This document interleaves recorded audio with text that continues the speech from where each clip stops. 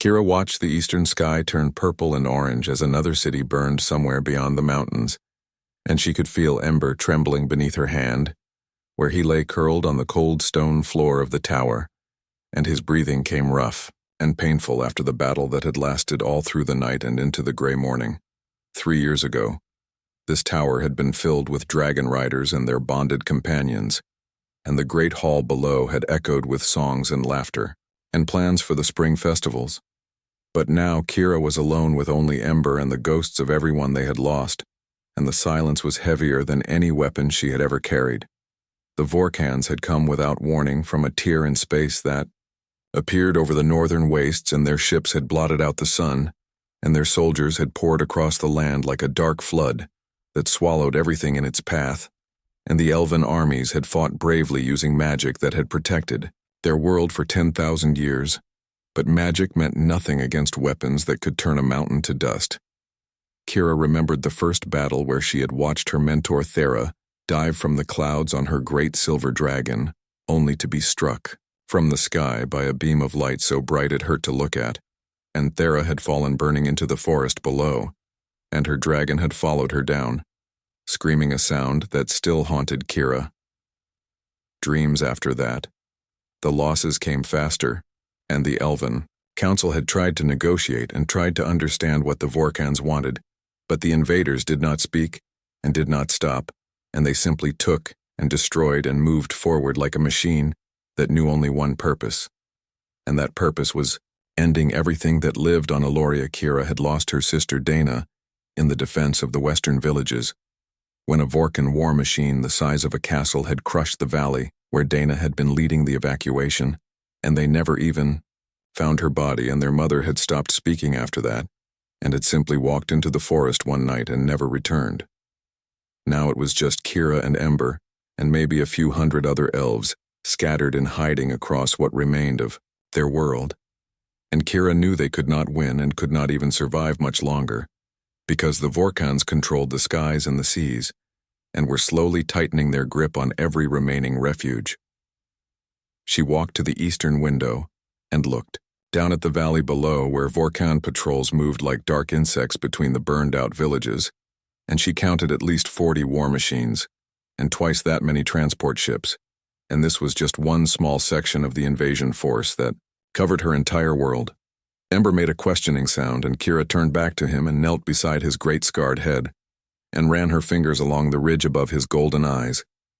And he had been just a hatchling when they bonded 12 years ago, and now he was in his prime but covered in wounds that would not fully heal, because even dragon flesh could not stand against Vorkan weapons forever. "We have to try the beacon again," and Kira said softly, and Ember snorted smoke, and she knew. He thought it was useless, and maybe he was right, because they had been sending the distress call for 6 weeks and no one had answered. And why would they? Because what civilized species would risk coming to a world that was already lost? But Kira had found the old beacon in the ruins of the Grand Library, and the ancient texts said it could reach across the stars to other worlds and other peoples, and she had spent 3 weeks repairing it with salvaged Vorkan technology and components, pulled from crashed ships and her own fading magic. She climbed the stairs to the highest point of the tower, where the beacon sat humming quietly, and its lights blinking in sequence, and she had programmed it to send a simple message in every language. The library database contained, and the message was desperate but honest: "Help us, and our world falls, and they are too many, and we cannot hold.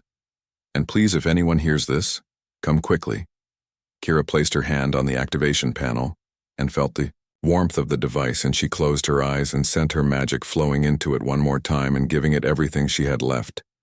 And the beacon flared bright and sent its signal out into the dark between the stars. And she collapsed against the wall, breathing hard. Ember climbed the stairs slowly and laid his head in her lap, and they sat together watching the sun climb higher and the smoke rise from a dozen different fires. And Kira wondered if this would be their last day, and if it was, then at least they would face it together as they had faced everything since she was a child. And he was new to the world. A Vorkan patrol ship passed overhead, and its shadow fell across the tower, and Kira held her breath.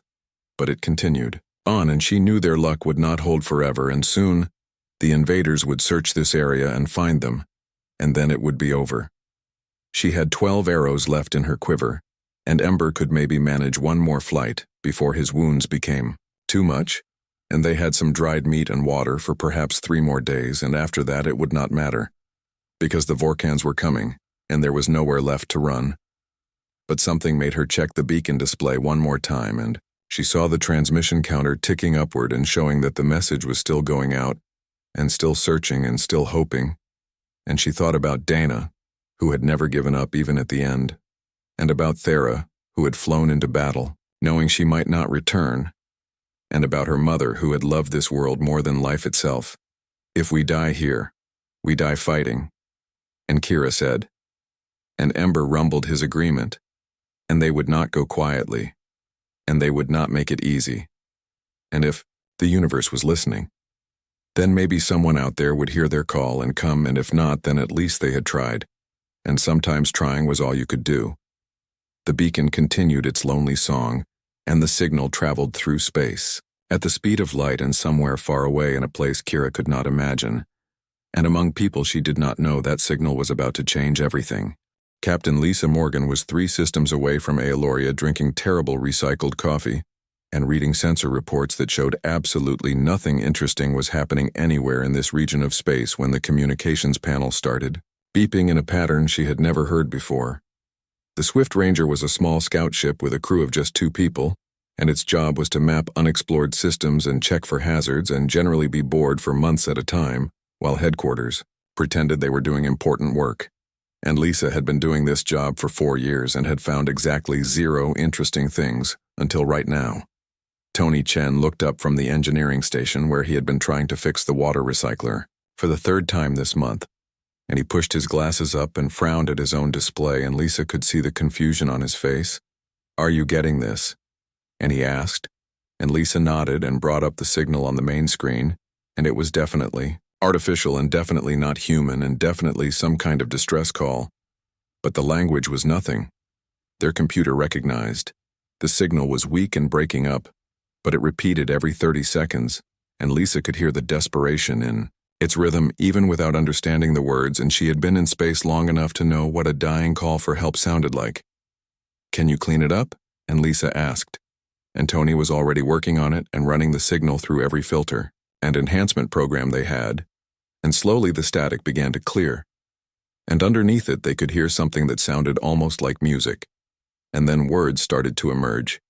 It took 2 hours of processing and another hour of running the translation software and comparing it against every known language database before the computer finally found enough matches to build a working translation. And when the words appeared on the screen, Lisa felt something cold settle in her stomach.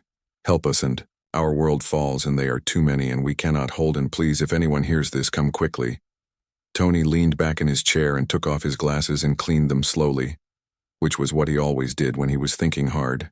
And Lisa knew what he was going to say before he said it. "We have to report this," and Tony said. And Lisa nodded, because that was the regulation and the smart thing to do. And headquarters would send a proper ship with proper weapons and proper authorization, and by the time all that happened, whoever sent this message would probably be dead. She pulled up the source coordinates and saw that the signal was coming from a system about 3 days away at maximum jump speed, and the star charts showed it as unexplored territory, and there were no human colonies anywhere near it, and no trade routes and no reason anyone would go there except for whoever was dying. There right now, Lisa had joined the scout service because her grandfather had been a rescue pilot back on Earth, and he had told her stories about going into storms and mountains and impossible places to bring people home. And he had always said the same thing, which was that you never leave someone behind and you never wait when seconds matter. Plot a jump to those coordinates, and Lisa said, and Tony stopped cleaning his glasses and looked at her, and she could see him doing the math in his head about regulations and consequences, and the fact that they were about to do something that would probably get them both fired. "We are just a scout ship," and Tony said carefully, "and we have no weapons and no backup and no idea what we are jumping into." And Lisa smiled and said she knew all that, and they were going anyway. And Tony sighed and started entering jump calculations. "This is either going to be the best decision we ever made or the stupidest," and he muttered, and Lisa said it was probably both, and that was okay because doing nothing would definitely be the worst decision. And Tony nodded and said he agreed, and that was why he had not argued harder. The Swift Ranger jumped 3 hours later, and the universe folded around them in ways that still made Lisa slightly sick, even after 4 years, and then they were traveling, faster than light through the strange, not quite space between stars, and the journey would take 3 days. If nothing went wrong during the trip, Lisa and Tony took turns monitoring the distress signal, which they could still pick up even in jump space, and they noticed it was getting weaker and more erratic, and Lisa tried not to think about what that meant. Tony spent his time going through the translation database and pulling up everything he could find about the language they had decoded, and it turned out to be related to an ancient family of languages that showed up in ruins across a dozen worlds. But no one had heard it spoken in at least 5,000 years. Whoever is sending this might be the last of their kind. And Tony said, on the second day, and Lisa was checking their weapons inventory, which consisted of 2 plasma pistols and a mining laser that barely counted as a weapon. And she said that was exactly why they had to go. On the third day, they dropped out of jump space at the edge of the system, and what they saw made Tony swear in 3 different languages, and Lisa just stared at the display and felt her heart sink. The planet was surrounded by at least 50 massive ships that looked like they had been designed by someone who wanted to make sure everyone knew they meant business, and the ships were ugly and angular and covered in weapons, and they were arranged in a perfect blockade that nothing could get through. The sensors showed constant bombardment of the surface, and Lisa could see cities burning and forests on fire and what looked like organized destruction happening in real time. And the distress signal was coming from somewhere in the middle of all that. We should jump back and get help, and Tony said quietly. And Lisa knew he was right, and knew that was the smart choice, and knew that by the time they came back with help, there would probably be nothing left to save. She thought about her grandfather, and about the stories he had told, and about the time he had flown into a Category 5 hurricane to pull a family off a sinking boat, and how he had always said that the easy choice and the right choice were rarely the same thing. We are going in, and Lisa said, and Tony looked at her like she was crazy, and she probably was, but she was also sure. And Tony must have seen that, because he just nodded and started plotting a stealth approach using the debris field from destroyed ships as cover. If we die doing this, I am going to be very upset with you. And Tony said, and Lisa smiled and said that was fair and she would apologize to his ghost, and Tony laughed despite everything and said he would hold her to that. The Swift Ranger began its descent into hell, and somewhere, on the surface below, someone was still sending their desperate message into the void, and still hoping that someone would hear, and still believing that help might come, and Lisa intended to make sure that belief was not misplaced. The Swift Ranger slipped through the Vorkan blockade like a shadow, and Lisa had never flown this close to enemy ships before, and she could see every detail of their ugly hulls and weapon ports as they drifted past using a destroyed transport as cover, and her hands were steady on the controls, but her heart was beating fast enough to hurt. Tony was managing the stealth systems and routing all their power to the dampening fields that hopefully made them look like just another piece of space debris, and he was also monitoring the Vorkan communication channels, which were broadcasting in a language that sounded like metal scraping against metal. They are coordinating strikes on the southern continent. And Tony whispered, even though no one could hear them.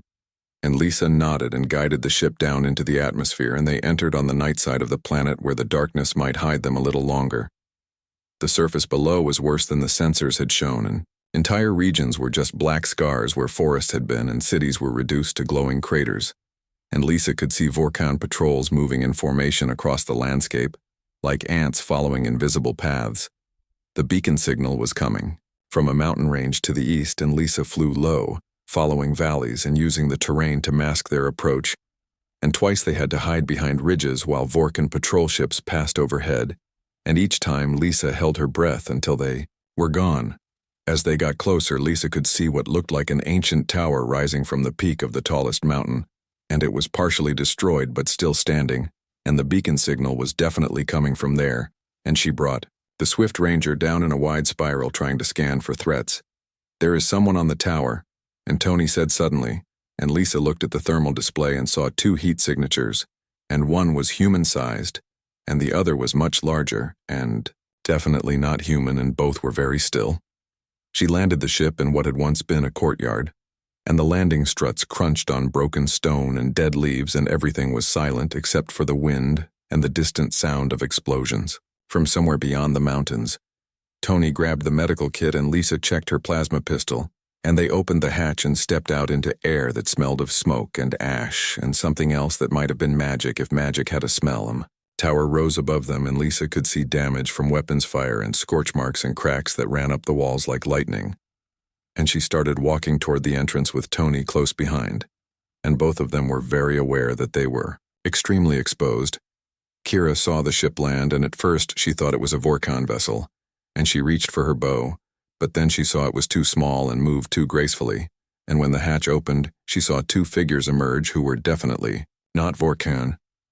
She had read about humans in the old archives, and her people had encountered them maybe twice in the last 1,000 years, and they were considered a young species who had barely learned to travel between stars, and certainly had no business being here in the middle of a war zone.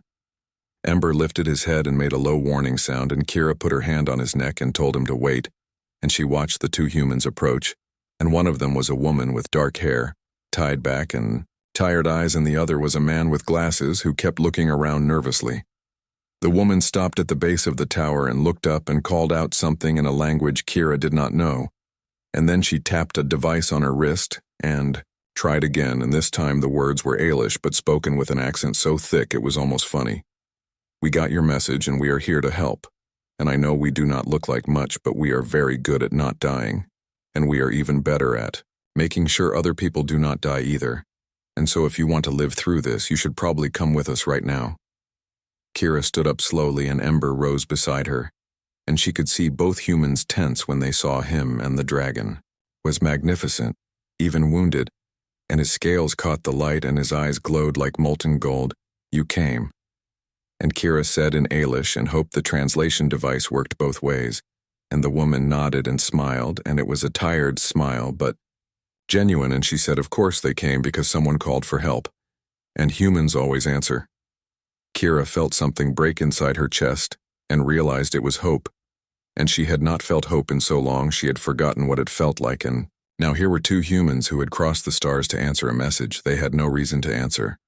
"My name is Lisa," and the woman said, "and this is Tony, and we have a ship that can get you out of here, but we need to move fast because this area will not stay safe for long." Ember growled and took a step forward, and Lisa stopped moving, but she did not reach for her weapon, and instead she looked at the dragon with what seemed like genuine interest and said something in her own language that the translator rendered as magnificent creature. Tony was already moving toward Ember with his medical kit, and he was looking at the burn across the dragon scales with professional concern, and he said something about treating the wound. And Kira found herself trusting these strange humans for reasons she could not fully explain. How many others survived? And Lisa asked, and Kira felt her throat tighten and said, "Maybe 300 scattered across the planet, and most of them were hiding and had no way to fight back," and Lisa nodded and said they would get as many as possible. Tony had pulled out something that looked like a scanner and was running it over Ember wound, and the dragon was watching him with suspicious eyes but allowing the examination. And Tony said the burn was deep but treatable, and he had something that would help. "We cannot fight the Vorkons."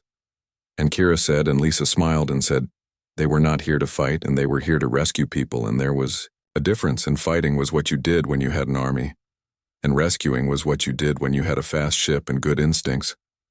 How long until they find us here?"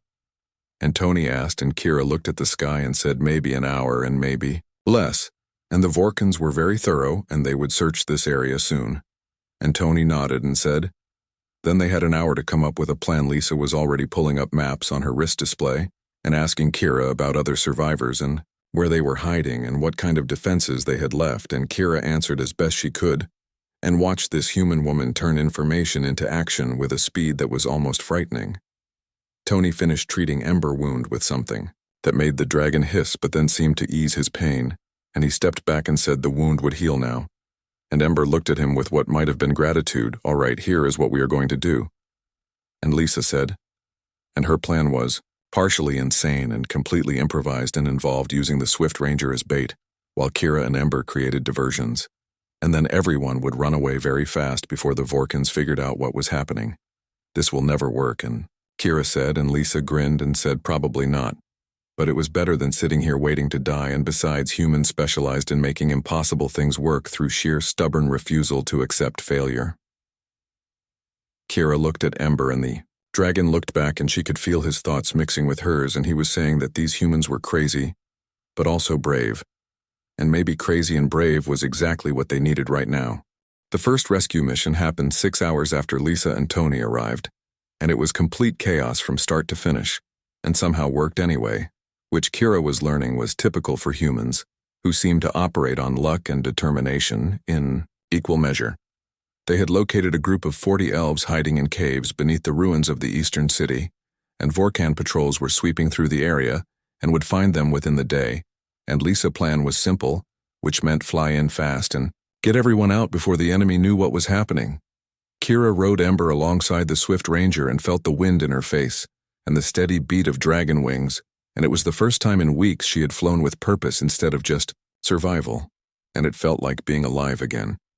Tony had rigged up a communication system that let them talk between the ship and the dragon, and his voice came through crackling with static but clear enough when he said they had 2 Vorkan patrol ships incoming from the north. Lisa banked the Swift Ranger hard and dropped into a canyon, and Kira followed, and they flew between walls of stone with maybe 10 meters clearance on each side, and behind them the Vorkan ships tried to follow, but they were too big and too slow and had to pull up. They reached the caves, and Lisa set the ship down on a narrow ledge that looked barely big enough, and Kira landed Ember on the rocks above, and she could see elven faces peering out from the darkness, and eyes that had not seen hope in a very long time.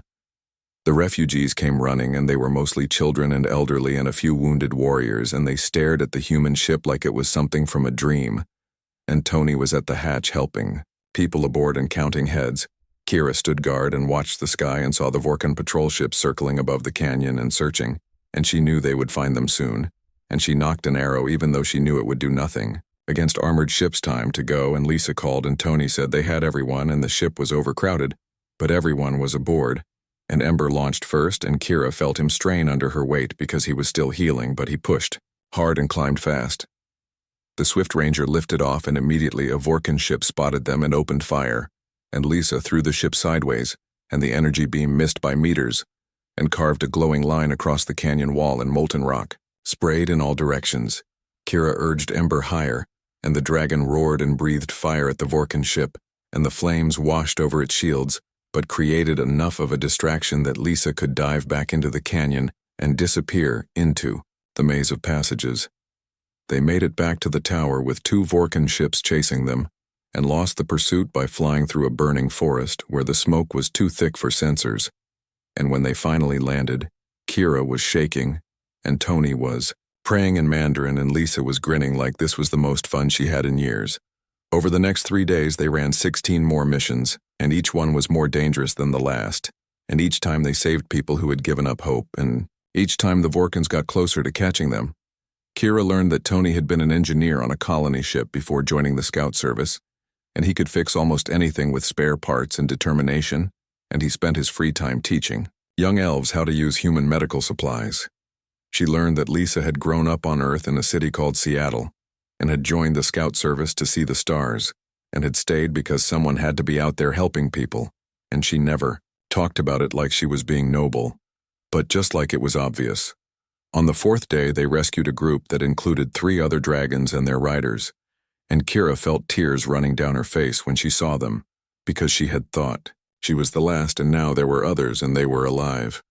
The dragons were all wounded and exhausted, but when they saw Ember they called out in recognition, and the old bonds between dragonkin lit up like stars, and suddenly Kira did not feel so alone. One of the riders was named Helena, and she had been defending the southern villages until they were overrun, and she looked at Lisa and Tony and said she had heard stories about humans, but thought they were myths, and Lisa said that was fair because she had thought elves were myths until 3 days ago.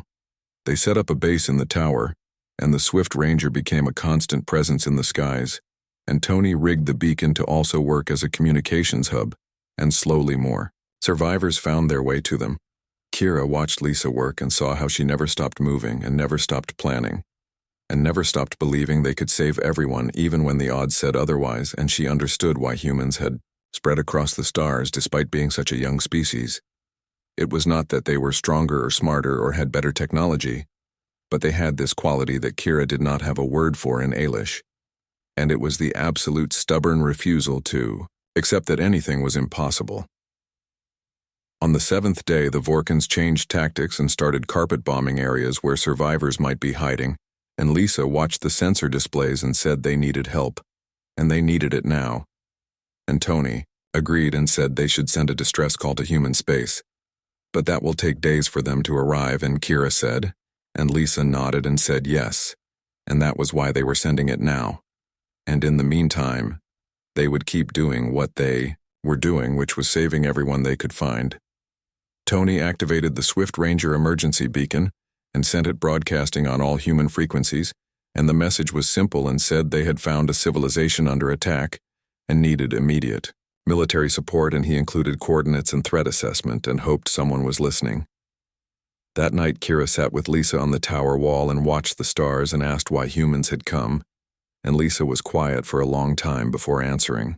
And when she did, her voice was soft because someone called for help, and Lisa said, and because we remember what it was like when we were alone and afraid, and because maybe someday we will need help and we hope someone will come for us too. Kira thought about that and realized it was the most human thing she had ever heard. And it explained everything about these strange people who crossed the void to save strangers, and who refused to give up even when winning was impossible. The next morning brought new challenges and more rescues and more narrow escapes, and Kira flew beside the Swift Ranger and felt something growing in her chest that might have been friendship, or might have been something deeper that came from surviving impossible things together. Tony taught Ember to recognize different types of Vorkan ships by their engine sounds, and the dragon learned quickly and started warning them before the sensors picked anything up, and Tony said Ember was better than any detection system he had ever used. Helena and the other dragon riders joined the rescue missions, and suddenly they had air support and could cover more ground and save more people. And the Vorkans seemed confused by the sudden organized resistance. But everyone knew it could not last forever, and the Vorkans were gathering their forces, and eventually they would bring enough ships and enough firepower to overwhelm even the most determined defenders, and then it would be over. The only question was whether human help would arrive first, or whether they would die here together on this dying world, fighting until the very end. The attack came on the 10th day when the Vorkans finally realized where the survivors were gathering, and decided to end it with overwhelming force, and Kira was sleeping when the alarm started screaming, and she ran to the tower wall and saw the sky filled with enemy ships. There were at least 30 Vorkan vessels converging on their position, and they were all combat types, and they were coming in formation, which meant they were done playing games, and this was going to be the final battle. Lisa was already in the Swift Ranger with engines warming up, and Tony was on the ground helping load the last refugees aboard, and there were too many people and not enough space, and everyone knew they could not evacuate fast enough. Kira ran to Ember, and the dragon was already awake and ready, and his wound had healed enough that he could fight, and she could feel his anger and determination flowing through their bond, and she climbed onto his back, and they launched into the air. Helena and the other 3 dragon riders were right behind her, and their dragons roared challenges at the incoming ships, and Kira knew they could not win, but they could buy time for the refugees to escape, and sometimes that was enough. The Vorkans opened fire, and the sky lit up with energy beams and explosions, and Ember dove and twisted and climbed, and flames poured from his mouth and washed over the nearest ship, and Kira fired arrows at weapon ports and sensor arrays. The Swift Ranger lifted off with refugees hanging from every available space, and Lisa was flying like a demon and dodging fire, and Tony was at the weapon station with their pathetic little mining laser, and somehow scoring hits on Vorkan fighters. A massive beam cut through the air and caught one of the dragons, and Kira watched Helena scream as her dragon fell burning, and she tried to dive to help, but Ember roared and told her no, and there were too many enemies, and they had to keep fighting. The tower exploded behind them, and Kira felt the blast wave hit, and Ember tumbled through the air, and she held on with everything she had, and the dragon recovered and climbed hard, and below them the ancient structure collapsed into ruins. We cannot win this, and Kira thought. And Ember sent back agreement but also defiance, because they were not trying to win, and they were trying to save lives, and that was different and more important. The Swift Ranger was taking hits, and Lisa was calling out damage reports, and Tony was rerouting power from life support to shields, and they were still loading refugees and still flying and still fighting. And Kira realized these humans would literally die before they left anyone behind. Then something changed in the air, and Kira felt it before she saw it, and it was like the universe taking a deep breath. And she looked up and saw the stars shimmer, and then space tore open. The human fleet dropped out of jump space right above the battle, and there were 12 warships, and they were massive and beautiful, and they had come because 2 people in a scout ship had sent out a call for help. The lead ship was a destroyer called the Valiant, and its captain immediately opened fire on the Vorkan formation, and the enemy, ships scattered like leaves in a storm, and suddenly the hunters became the hunted. More human ships arrived, and they brought fighters and support vessels and medical ships, and they spread across the sky like a wall between the Vorkans and the planet, and their weapons lit up space with brilliant light. Kira watched the Vorkan blockade shatter and saw enemy ships trying to retreat and being cut down, and she felt ember joy mixing with her own. And below them, the Swift Ranger was still flying, and Lisa was laughing over the communication channel. The battle lasted 3 more hours, but the outcome was never in doubt, and the human fleet moved through the Vorkan forces like a sharp knife. And by the time the sun set, there were no enemy ships. Left in orbit, Kira landed Ember in what remained of the courtyard, and she was exhausted and shaking. And Tony ran up and hugged her, and she was so surprised she almost fell over. And Lisa was right behind him, grinning and saying, they had done it. The human ships sent down landing craft, and they brought medical supplies and food and engineers and soldiers, and they set up camps for refugees and started treating wounded dragons, and within hours the survivors were safe.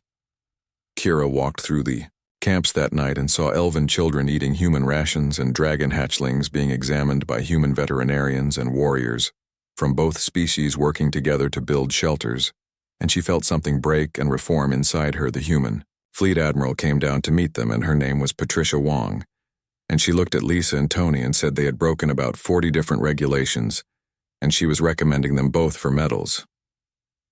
Over the next weeks, human ships hunted down the remaining Vorkan forces, and human engineers helped rebuild cities, and human doctors treated the wounded. And Kira learned that when humans decided to help, they did not do it halfway. She stood on a new tower that humans had built and watched their ships moving across the sky, and Lisa came and stood beside her, and they did not speak for a long time. "Why did you really come?" and Kira asked finally, and Lisa thought about it and said, "Because someone needed help, and because that was what humans did, and because maybe in saving others they saved themselves too." Tony joined them, and he had grease on his face from working on dragon healing equipment, and he said the beacon was fixed and upgraded, and now it could reach 10 times as far, and Kira realized they were making sure this never happened again.